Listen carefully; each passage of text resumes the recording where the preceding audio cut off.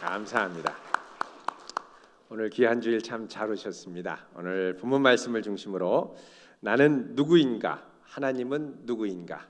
나는 누구인가? 하나님은 누구인가라는 제목으로 함께 하나님 말씀을 나누도록 하겠습니다. 우리가 살아가는데 반드시 묻고 대답해야 할 질문들이 있습니다. 그것 중에 아주 근본적이면서도 중요한 질문이 바로 나는 누구인가? 다른 말로 하면 자기 정체성에 대한 질문입니다. 내가 누구인가가 분명해야 내가 무엇을 하며 살아가는지가 분명해집니다. 정체성이 분명하면 삶의 목적과 의미가 또렷해집니다. 반면 정체성이 분명하지 않으면 내가 누구인지 잘 모르겠으면 지금 내가 하는 일이 뭐 하는 일인지 잘 모를 때가 많습니다. 가끔씩 그런 생각하시는 분들 계시죠? 내가 지금 뭐 하자고 이 일을 하는 건가? 내가 왜 여기에 있는가? 이런 생각을 할 때가 종종 있습니다. 사실 이것은 좀 더 깊이 들어가면 근본적으로 나의 정체성과 관련된 질문으로 이어질 때가 참 많습니다. 또 내가 누구인지가 명확해진다면 지금 내가 여기서 살아가는 삶이 비록 여건과 환경은 어려워도 행복한 삶이다라는 확신을 가질 수 있습니다. 반면에 내 정체성이 명확하지 않으면 다 내가 어떻게 하는 것이 행복한 것인지를 잘 모르기 때문에 주변에 있는 사람들을 보고 대세를 따라가다 보면 세상 사람들이 즐거워하는 즐거움, 세상 사람들이 따라가는 재미를 추구하면서 따라가기는 하지만 결국은 그게 나에게 정말 의미 있는 삶으로 다가오지 않을 때가 참 많습니다. 그래서 열심히 재미와 즐거움과 행복을 추구하지만 끝에 가서는 공허하다라는 생각이 들 때가 참 많이 있는 것입니다. 그래서 내가 누구인지를 명확하게 모를 때 우리는 육체의 쾌락과 또 세상 풍조에 휩쓸리며 살아가는 경우가 참 많습니다. 얼마 전에 이 리우 올림픽에서 금메달 4개, 은메달 1개로 총 5개의 메달을 목에 건 미국의 수영 선수 이 마이클 펠프스를 여러분 잘 아실 겁니다. 이 펠프스가 올해 나이로 31살, 생일이 아직 안 지났으니까 우리나라 나이로는 32살입니다. 이 펠프스가 처음에 올림픽에 참여했을 때가 2000년도 시드니 올림픽이었습니다. 자, 올림픽이 해마다 열리는 게 아니죠. 몇 년마다 열립니까? 4년마다 열립니다. 4년마다 2000년부터 2016년까지 참여를 했으면 5번을 참여한 것입니다. 그러니까는 5번 참여했다고 하면 4, 5, 20년을 올림픽을 위해 목숨을 걸고 달려왔던 것입니다. 그랬던 그가 2012년에 사실상 은퇴를 선언을 하고 이제 수영을 그만두려고 했습니다. 그런데 은퇴를 선언하고 나면서부터 이 펠프스에게는 어마어마한 생의 위기가 닥쳐옵니다. 그것은 아주 어릴 때부터 수영을 하며 지냈고 또 젊을 때부터 수영을 위해 살다가 올림픽 금메달리스트로 20여 년을 수영만을 위해 달려갔던 그가 수영을 그만두니까 갑작스럽게 삶의 목적을 상실하면서 자기의 삶의 의미, 자기 정체성에 대한 어마어마한 혼란이 몰려왔습니다. 수영이 전부였던 그가 이제 수영은 끝났다라고 생각하니까 극심한 방황이 시작됐습니다. 어릴 때 묻어두었다고 또 다 해결했다고 생각했던 질문, 도대체 나는 누구인가에 대한 질문이 다시 고개를 쳐들고 펠프스의 내면을 괴롭히기 시작했습니다. 펠프스는 9살 때 부모님이 이혼을 하는 아픔을 겪었습니다. 이 이혼을 경험하면서 펠프스는 나는 누구인가? 도대체 나란 존재는 가치 있는 존재인가에 대한 질문은 수도 없이 되뇌이며 고민하고 방황했었습니다. 그랬던 그가 다행히도 수영이라는 운동을 만나서 수영에 올인을 하고 수영을 위해 정신없이 달려가다 보니까 수영 때문에 나는 누구인가라는 질문을 잊고 살았던 것입니다. 그런데 이 수영이 끝나니까 수영 황제라는 칭호를 듣고 금메달을 따고 막 이럴 때는 참 좋았는데 수영이 끝나니까 이전에 땄던 메달 별 의미가 없었습니다. 여러분 이 펠프스가요 5회 연속으로 금메달을 출전하면서 땄던 금메달만 무려 22개입니다. 은메달이 3개, 동메달이 2개, 그래서 총 27개의 메달을 땄습니다. 어마어마하죠. 그런데 수영을 그만두고 났더니 이 메달이 내게 엄청난 의미였는데 이제는 이게 나에게 더 이상 의미와 행복과 성취감을 주지 않더라는 것입니다.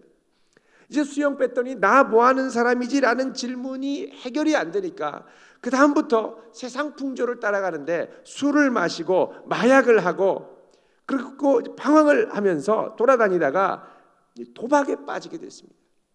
그러다 급기야는 2014년 9월 말에 음주운전으로 경찰에 체포됩니다. 그의 소식이 만천하에 음주운전했던 게 드러났죠. 많은 비난과 손가락질이 오갔습니다.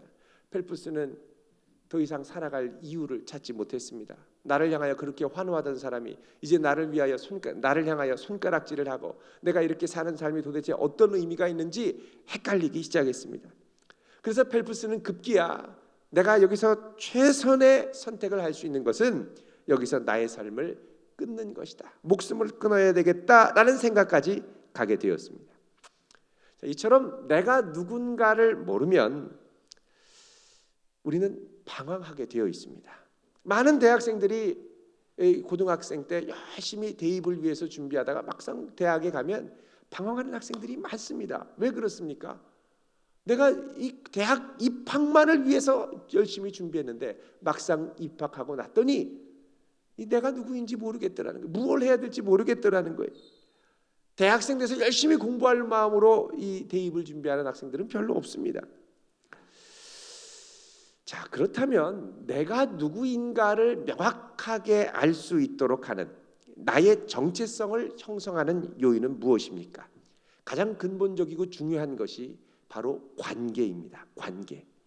그 사람에게 가장 가깝고 가장 중요한 의미가 있는 사람이 그를 어떻게 바라보고 인정해 주느냐, 이게 정체성에 있어서 핵심적인 요소라는 것입니다. 자, 우리가 신앙생활을 처음 시작할 때 근본적으로 새로워지는 것이 있습니다. 그것은 그동안 내가 내 인생의 주인인 줄 알았는데 나 자신을 내려놓고 나를 한량없이 사랑하시는 하나님을 나의 주로 모시며 살아가는 관계의 전환이 일어나게 된다는 것입니다. 가장 중요한 관계의 전환이 일어납니다. 그러면 그 다음부터 우리의 정체성은 어떻게 규정되느냐? 내가 그리스도 안에서 누구인가라는 질문에 대한 답으로 귀결이 되게 되어 있습니다. 그래서 고린도후서 5장 17절 말씀은 그러므로 누구든지 그리스도 안에 있으면 새로운 피조물이라고 말씀합니다. 이전의 모든 것들은 지나갔으니 보라 새 것이 되었도다라고 말씀하십니다. 자, 새로운 피조물이라는 건 뭐냐? 이전에 세상에서 규정했던 그런 정체성이 아니라 내가 이제 그리스도 안에서 하나님의 자녀로 새롭게 규정된 정체성을 갖고 사는 존재라는 것입니다. 온 세상을 지으신 하나님께서 우리를 그리스도 안에 새롭게 하시고 우리를 그분의 자녀라고 불러주십니다. 존귀한 자녀인 거죠. 그래서 우리는 이제부터 하나님의 아들이라는 신분으로 새로운 피조물로 살아가게 되는 존재가 되는 것입니다. 예수님께서 이제 공생애를 본격적으로 시작하시기 전에 요단강에서 세례를 받으시게 됩니다. 그런데 예수님께서 세례를 받으실 때 놀라운 일이 일어납니다. 하늘이 갈라지면서 하늘에서 하나님의 성령이 비둘기 같은 모양으로 내려오시면서 음성이 들립니다. 그런데 그 음성이 뭐라 그러냐? 마태복음 3장 17절 이하에 보면 이런 말씀이 있습니다. 하늘로부터 소리가 있어 말씀하시되 이는 내 사랑하는 아들이요 내 기뻐하는 자라.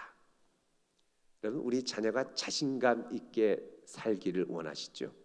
그러면 어떤 소리를 많이 들어야 되느냐? 너는 내 사랑하는 자녀고 내 기뻐하는 자녀다. 이 메시지를 눈빛으로, 마음으로, 소리로 또 안아주는 것으로 수없이 반복해서 들어야 이 자녀가 자신감 있게 살아갑니다. 왜? 자기 정체성이 그렇게 형성이 되거든요. 그런데 어릴 때부터 너 왜 이거 못하냐, 너 이렇게 해서 되겠느냐, 너 이렇게 하려면 한참 멀었다, 계속 꾸지람을 받고 자라면 자녀의 정체성이 사랑받는 자가 아니라 조건적인, 그러니까 다른 사람의 눈치와 비난에 아주 예민한 자녀로 자라게 됩니다.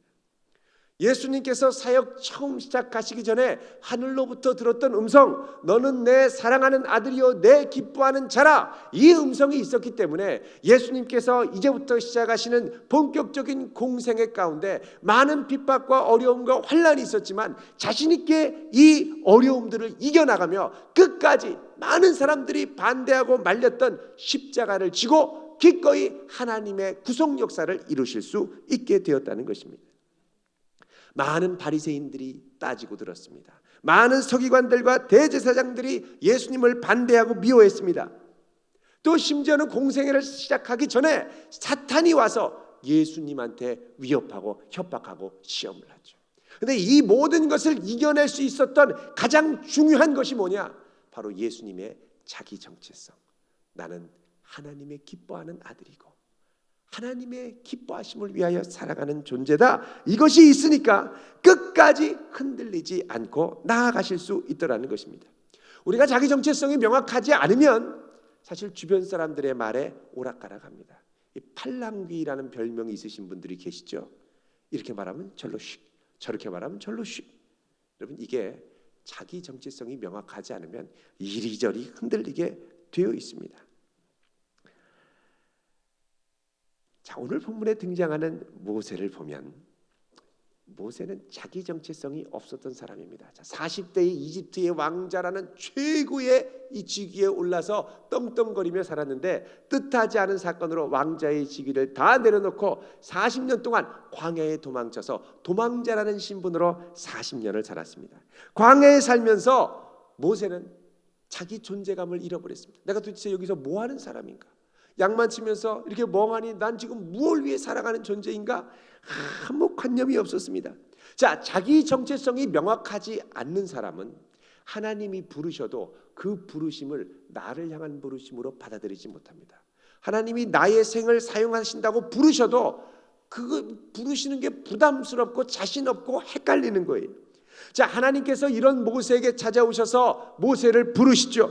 너를 사용하겠다고 말씀하십니다. 모세를 부르시자 모세가 하나님의 그 부르심 앞에 반응하는 첫 번째 답이 뭐냐? 우리 지난주에 봤던 11절 말씀입니다.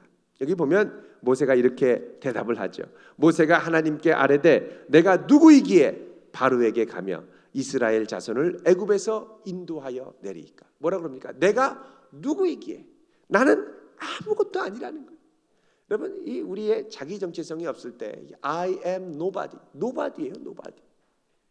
나는 아무 가치 없는 사람인데 왜 이런 나에게 맡깁니까? 맡기셔도 나는 할 수도 있는 사람이 아니라는 거예요. 자기 정체성이 없으니까 불안하죠. 그런데 이런 불안한 모세에게 하나님이 주시는 답이 무엇입니까? 12절에 보면 너는 내가 함께하는 존재다라는 말씀을 하시죠.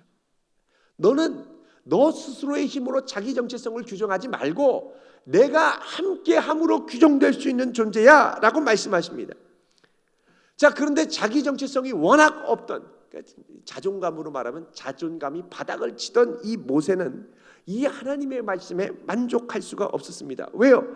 하나님이 자기와 함께 하신다고 하시긴 하셨는데 자기와 함께 하신다고 하시는 이 하나님이 도대체 어떤 하나님인 줄을 모르겠다는 거예요. 하나님에 대해서 확신이 없는 거예요. 자, 여러분, 여기 중요한 포인트가 있습니다. 내 정체성을 규정하려면 나에게 가장 의미 있는 존재와의 관계를 통해 내 정체성이 형성되는데, 그러려면 나에게 가장 큰 의미와 존재감을 부여하는 그 존재가 누구인가? 다른 말로 하면 내 정체성을 분명히 하려면 하나님이 누구신가를 정확하게 분명하게 알고 확신해야 내 정체성에 대한 자신감을 갖게 된다는 것입니다. 그래서 나는 누구인가라는 질문은 결국 하나님이 누구신가라는 답을 얻을 때 명확해지더라는 것이죠. 예전에 이 프랑스의 철학자 중에 이 데카르트라고 하는 철학자가 있었습니다. 이 근대 철학의 아주 기초를 놓았던 아주 중요한 분입니다. 그런데 이 데카르트가 물었던 질문이 있습니다. 평생 이 질문 때문에 유명해졌습니다. 그 뭐냐? 나는 누구인가? 이 질문이었습니다. 그래서 이 방법적인 회의, 그러니까 모든 것을 회의적인 시각으로 보는 거예요. 내가 정말 나야? 만약에 내가 생각하는 내가 아니라 내가 다른 존재이면, 혹시 마귀나 사탄이 와서 내가 생각하는 내가 아닌 다른 사람에 대한 환영을 심어주고 이걸 나라고 생각하면 어떻게 하지? 내가 참된 나라는 걸 어떻게 알지? 뭐 이런 여러 가지 질문을 통해서 자기가 누구인지를 아주 치열하게 물어갑니다. 그의 책인 이 방법서설에 보면 이제 이 고민이 아주 잔뜩 담겨 있죠. 내가 누구냐를 막 묻다가 결국 결론, 정말 부인할 수 없는 나를 찾는데, 그건 뭐냐? 내가 다른 거는 도저히 나에 대해서 믿지 못하겠는데 딱 한 가지, 그 뭐냐? 생각하고 있는 나는 확실하다는 거예요. 내가 다른 건 모르겠는데 생각하는 존재라는 것, 내가 이런저런 생각을 하는 게 바로 나라는 건 확실하다라는 거예요. 그래서 아주 유명한 말을 합니다. 나는 생각한다, 고로 존재한다. 코기토 에르고 줌이라고 하는 라틴어의 이 대명제를 이제 확립을 합니다. 나는 생각한다, 고로 나는 존재한다. 아주 중요한 명제를 확립을 하죠. 근데 내가 존재하는데 이상한 게 하나 있는 거예요. 개미는 사람 생각 못합니다. 개미는 다른 고차원적인 생각을 못해요. 개도 다른 고차원적인 생각을 못합니다. 그런데 희한하게 사람에게는 고차원적인 존재를 생각하는 능력이 있더라는 거예요. 그래서 나는 누구인가에 대한 질문이 과연 나보다 더 큰 존재는 있는가라는 질문으로 넘어갑니다. 그러니까 나는 누구인가에 대한 질문이 과연 하나님은 누구인가에 대한 질문으로 옮겨가더라는 거예요.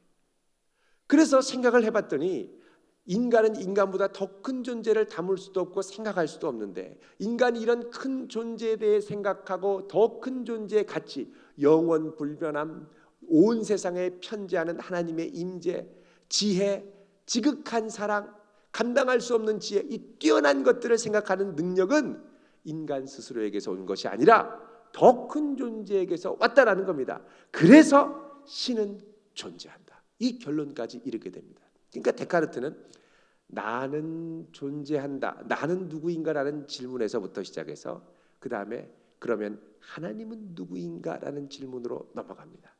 그리고 하나님이 누구인가라는 질문에 대한 답을 얻자 그 다음부터는 거기서부터 시작해서 온 세상 만물의 존재 이유를 확립하게 되죠. 만약에 이 이야기가 이해가 가신다면 읽기 무지하게 어렵습니다. 데카르트의 철학을 상당히 많이 이해하신 겁니다. 자, 이런 데카르트의 통찰은 오늘 우리가 읽는 이 본문 말씀을 이해하는데 상당한 자극을 줍니다. 왜냐하면 나의 정체성을 이해하는 데는 나 혼자만을 갖고는 도저히 안 된다는 거예요. 나의 생각, 나의 의지를 초월하는 그 누군가가 있어야 내가 누군가가 결정된다는 겁니다. 그래서 시편 73편 28절의 말씀은 이런 것들을 담는 고백을 하고 있습니다. 뭐라 그러냐? 하나님을 가까이함이 내게 복이라. 하나님을 가까이함이 내게 복이라. 내가 복 있는 사람이라는 걸 어떻게 아느냐? 복의 근원이신 하나님이 나와 함께하기 때문에 내가 복 있는 존재라는 것입니다.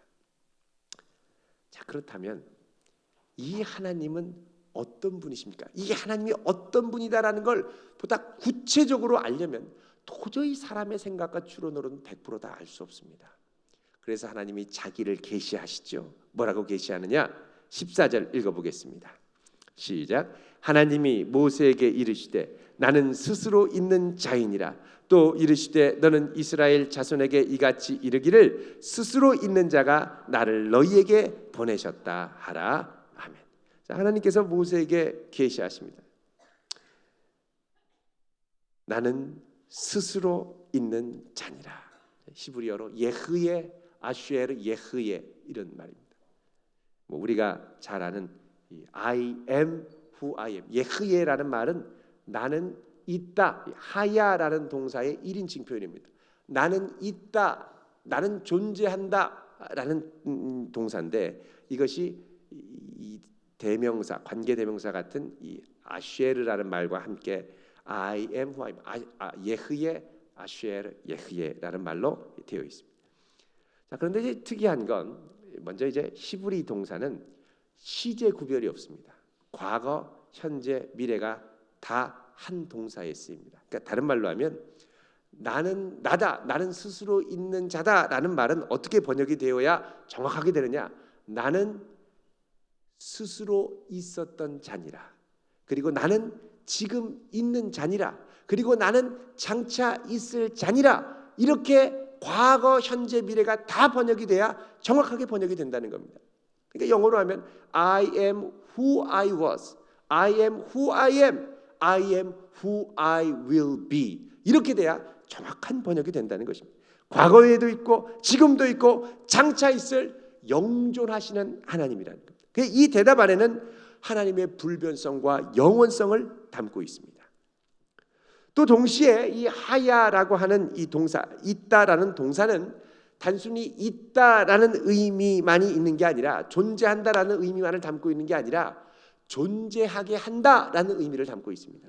그러니까 하나님이 모든 만물을 이전에 존재하게 하셨고 지금도 존재하게 하시고 앞으로도 존재하게 하실 것이라는 모든 만물의 근원이 되시는 하나님의 능력을 선포하는 이름이라는 것입니다.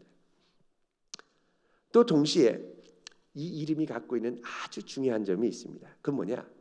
이 이름은 이 세상에 존재하는 그 어떤 것으로도 설명이 불가능한 하나님의 신비라는 것입니다. 자, 우리가 보통 한 사람을 설명을 할 때 주어와 동사로 설명을 합니다. 저는 목사입니다. 저는 우리 아이의 아빠입니다. 명사와 명사와의 관계를 통해 이 관계 대명사 나, 너, 우리 이런 이 대명사들을 설명을 하게 되죠. 그래서 내가 누구냐라는 건 이 대명사 자체로는 절대 알 수 없고 그 뒤에 나오는 이 순어를 통하여 이해를 하게 됩니다. 요거를 아주 예리하게 발견한 사람이 있습니다. 아주 천재입니다. 누구냐? 3000년 전에 있었던 아리스토텔레스입니다. 아리스토텔레스가 이 카테고리라고 하는 중요한 이 존재에 관한 책을 기록을 해서 남겨뒀죠. 그전에는 번역이 안 됐는데 지금 번역이 되는지 모르겠습니다. 근데 이 카테고리가 아주 이 서양의 존재에 관한 이 이론, 존재론에 대해서는 아주 고전적인 중요한 책입니다. 자, 이 나는 무엇이다라고 할 때 이 관계적으로 이 사물의 관계를 통해 나를 설명하는데 여기에 아주 독특한 표현은 뭐냐? 나를 명사로 설명하지 않고 명사의 관계로 설명하지 않고 동사로 설명한다는 겁니다. 나는 과거에 있던 자고 지금도 있고 앞으로도 있어. Who I was, who I am, who I will be. 그러니까 다 동사로 표현했다는 것입니다. 자, 이 세상의 사물로는 도저히 비교할 수 없을 때 이건 뭘로 표현해야 되냐? 동사로 표현해야 되는 거예요. 그 하나님은 명사의 하나님이 아니라 동사의 하나님입니다. 그래서 하나님을 이해하려면 하나님의 역사를 이해하려면 명사로 규정해서 이해할 수 없고 동사로 이해해야만 한다는 겁니다. 무슨 말이냐? 여러분 요한 1서 4장 8절 16절에 보면 하나님을 이렇게 설명합니다. 하나님은 사랑이시라. 하나님은 뭐라고요? 사랑이시라. 그럼 우리가 하나님 사랑이시다 그러면 이 뭐야 이게 사랑인가? 그런가 보네 이렇게 생각할 수 있습니다. 그러면 사랑은 뭐냐라고 규정할 때 우리가 사랑을 이해해야 되죠. 여러분 사랑이 무엇입니까? 어떤 분에게는 눈물의 씨앗, 어떤 분에게는 후회 막심한 결정. 이게 다 뭡니까? 명사입니다. 명사. 달콤 쌉싸름한 초콜릿 다 이 명사죠. 그런데 성경에서 사랑을 설명하는 방식은 동사로 설명을 합니다. 이 고린도전서 13장에 보면 사랑을 뭐라 그럽니까? 사랑은 언제나 어떻게 해요? 오래 참고. 여러분 오래 참아야 사랑인 줄 믿으시기 바랍니다. 아 저는 못 참습니다. 사랑이 아니에요. 사랑은 언제나 어떻게 해요? 오래의 강조를 두셔야 됩니다. 사랑은 언제나 오래 참고. 그 다음에 사랑은 언제나 어떻게 해요? 온유하며. 사랑은 시기하지 않으며 자랑하지 않으며 교만하지 않으며. 여러분, 이 사랑이 명사가 아니라 다 동사인 거예요. 이렇게 해야 사랑인데, 그럼 하나님은 사랑이라는 건 무슨 의미냐? 하나님은 우리를 향하여 이렇게 행하시는 분이라는 거예요. 오래 참고 언제나 온유하며. 하나님 막 교만하게 막 이러시지 않습니다. 낮고 낮은 우리를 위하여 자기 몸을 버리셔서 생명을 내어주신 것처럼 겸손하게. 이게 바로 하나님의 사랑이라는 것입니다. 그래서 우리가 하나님은 명사의 하나님이 아니라 움직이시는 동사의 하나님이라는 겁니다. 이 하나님을 우리가 더 깊이 알고 많이 체험하려면 어떻게 되느냐? 이 하나님과 함께 동행을 많이 하셔야 됩니다. 이 하나님의 말씀에 순종하고 함께 많이 동행하셔야 돼요. 그래야 이 하나님을 많이 경험할 수 있고 알 수가 있다는 것입니다. 자, 이렇게 움직이시는 하나님을 보여주는 하나님의 자기 계시의 상징적인 이름이 뭐냐? 15절입니다. 같이 읽어보겠습니다. 시작. 하나님이 또 모세에게 이르시되 너는 이스라엘 자손에게 이같이 이르기를 너희 조상의 하나님 여호와 곧 아브라함의 하나님 이삭의 하나님 야곱의 하나님께서 나를 너희에게 보내셨다 하라. 이는 나의 영원한 이름이요 대대로 기억할 나의 칭언이라. 아멘. 자, 여기서 하나님의 이름을 여호와로 소개하면서 이 여호와가 어떤 분이냐를 설명하죠. 뭐라 그러냐? 아브라함의 하나님, 이삭의 하나님, 야곱의 하나님이라는 거예요. 여러분, 이 선조들의 하나님의 특징이 있습니다. 그건 뭐냐? 이들을 부르시고 언약을 맺으시고 언약을 성취하기 위해 이전부터 지금까지 앞으로도 끝까지 성실하게 그 하나님의 약속을 이룰 때까지 일하시는 하나님이라는 것입니다. 그 하나님이 일하시는 하나님, 움직이시는 하나님으로 이스라엘 모세와 이스라엘 백성들에게 계시됐죠. 자, 그러면서 이 하나님이 하셨던 행동들을 설명합니다. 16절 읽습니다. 시작. 너는 가서 이스라엘의 장로들을 모으고 그들에게 이르기를 여호와 너희 조상의 하나님 곧 아브라함과 이삭과 야곱의 하나님이 내게 나타나 이르시되 내가 너희를 돌보아 너희가 애굽에서 당한 일을 확실히 보았노라. 아멘. 자, 하나님께서 지금까지 이스라엘을 어떻게 하셨습니까? 돌보시고 지켜보셨다는 겁니다. 다른 말로 하면 이스라엘을 위하여 이전부터 일하셨고 지금도 일하시는 인격적인 하나님이시라는 겁니다. 약속하시고 지키시고 성취하는 분이시죠. 이거는 우리 흔히 아는 그렇죠? 또 태극 이런 만물을 창조하는 원리와는 상당한 차이가 있는 다른 것입니다. 계몽주의 시대 때 이신론이라고 아주 유행을 한 적이 있었죠. 이 디이즘, 이신론이라는 게 뭐냐? 하나님은 이 세상을 만들고 이 세상을 돌아가게 하신 다음에 이 원리와 법칙을 만들어서 세상은 그냥 돌아가고 하나님은 그냥 멀리 관심 없이 딴 곳에 계시다는 겁니다. 하나님 멀리 계시고 그냥 여기서 그냥 자동적으로 돌아가게 하시는 하나님, 이런 하나님이 아니라는 거죠. 우리 하나님은 우리를 사랑하시고 우리의 삶 가운데 개입하시고 역사하시는 하나님인 줄 믿으시기 바랍니다. 자, 이런 하나님을 우리가 인정하고 받아들인다고 할 때 이 하나님을 향하여 드려야 할 아주 자연스럽고 마땅한 합당한 반응이 있습니다. 그 반응이 뭐냐? 바로 예배라는 것입니다. 예배.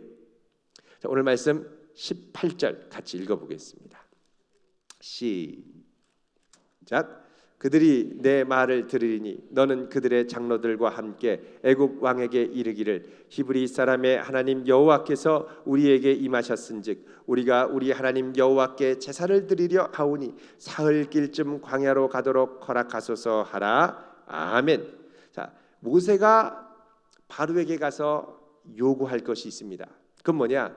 스스로 계신 분 여호와께서 그의 백성을 부르시는데 그냥 출애굽하려고 부르신 게 아니라 무엇하라고 부르신다고 전하라고 하느냐면 예배드리라고, 제사드리라고 부르신다고 요구하라는 것입니다.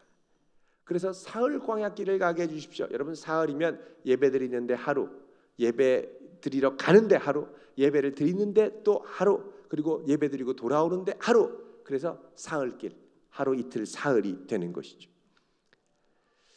하나님께서는 이스라엘 백성을 그냥 무작정 끌어내시고 끌어내시려고 할 때 애굽에게 심판하시면서 10가지 재앙을 주시는 게 아닙니다. 애굽이 10가지 재앙을 받은 이유는 하나님의 백성, 마땅히 예배해야 할 백성을 예배드리지 못하게 방해했기 때문입니다. 그래서 이스라엘 백성이 나중에 출애굽을 하면 오래 걸리지도 않아 가지고 곧바로 이 남쪽의 시내산으로 오지요. 아라비아 광야에 있는 이 시내산에 와서 이스라엘 백성이 뭐 합니까?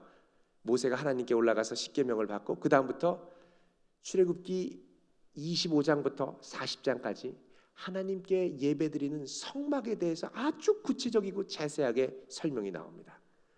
많은 분들이 출애굽기 한 20장까지는 출애굽기 막 나오고 해서 이 출애굽하는 장면이 나오고 해서 신나게 읽다가 한 21장부터 24장까지는 약간 졸리고 25장부터는 본격적으로 조시는 분들이 계십니다. 왜냐하면 이게 성막이 복잡하거든요. 이게 무슨 말인지도 모르겠고. 근데 이렇게 자세하게 설명하는 이유가 있습니다. 그건 뭐냐? 하나님이 이만큼 예배에 대해 진지하다는 거예요. 그래서 출애굽의 결론은 뭐냐? 예배라는 거예요. 예배로 끝나야 된다는 거예요. 그래서 하나님께서 우리로 예배하기를 간절히 원하시는데 하나님께서 왜 이토록 예배를 강조하시는가를 우리가 알 필요가 있습니다.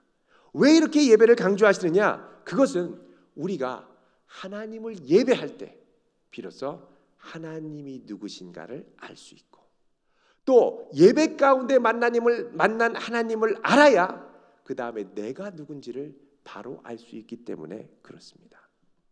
그래서 여러분 예배를 온전히 드리는 성도 되시길 바랍니다. 예배를 온전히 드려야 하나님이 누구신지를 알고 내가 누군지가 선명하게 드러나게 되어 있습니다. 자, 오늘 말씀을 정리하도록 하겠습니다. 우리의 생은요, 나는 누구인가? 라는 정체성에 대한 질문에 대한 대답이 명확하게 서지 않으면 반드시 흔들리고 회의에 빠지게 되어 있습니다. 스스로의 힘과 자원과 능력으로는 아무리 고민해도 내가 누구인가 생각하면 늘 회의에 빠질 수밖에 없어요. 답을 찾을 수가 없습니다. 이 답은 하나님이 누구신가와 관련해서 또 하나님이 나와 어떤 관계에 있는가를 알 때 명확하게 주어집니다. 여러분, 하나님은 움직이시는 하나님이시죠. 그래서 우리는 이 하나님을 예배하고 예배하는 하나님과 늘 친밀하게 동행할 때 그분을 더욱 깊이 알고 그리고 우리를 더 깊이 알 수 있게 됩니다. 서두에 말씀드린 이 마이클 펠프스, 그가 절체절명의 위기 가운데 자살을 결단하게 되는데 결단하고 이제 얼마 안 있으면 죽어야지라고 생각했을 그 무렵에 이 펠프스의 아주 절친이 있었습니다. 아주 친한 친구 레이 루이스라고 하는 친구가 이 펠프스에게 책을 한 권 선물했습니다. 그 책이 무슨 책이냐면 이 세들백 교회의 릭 워렌이라고 하는 목사님이 쓰신 목적이 이끄는 삶, Purpose Driven Life입니다. 이 책을 읽으면서 펠프스는 내가 누구인가를 발견하게 됐습니다.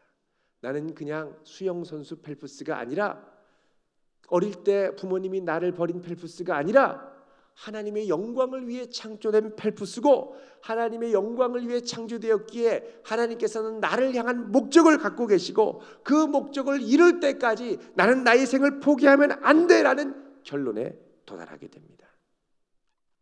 그리고 자기는 그 하나님의 목적을 이루기 위해 다시 살아야 된다는 것을 확신하게 됐습니다. 이 변화를 겪으면서 펠프스의 삶은 극적으로 변화됐습니다. 내가 하나님께서 기회를 주시면 다시 한번 올림픽에 나가서 이 살아계신 하나님을 마지막으로 증거하고 나는 그 이후에 다른 부르심으로 나의 생을 불태우리라. 그리고 이번 리우 올림픽 때 다시 한번 나오게 됐죠. 그리고 은퇴합니다. 그러나 이번에 은퇴는 이전처럼 자기 정체성을 갖고 고민하고 혼란스럽게 괴로워하는 은퇴가 아니라 하나님의 영광을 위해 살아가는 제2의 기회를 가진 멋진 펠프스로 바뀌어서 나아가게 된다는 것입니다. 우리 하나님을 더 깊이 알아가는 성도 되기를 바랍니다. 그분을 더 깊이 예배하는 성도 되기를 바랍니다. 명확한 주 안에서의 정체성과 하나님을 아는 지식으로 무장해서 결코 흔들리지 않는 강한 성도 될 수 있기를 주님의 이름으로 축원드립니다. 기도하겠습니다. 거룩하신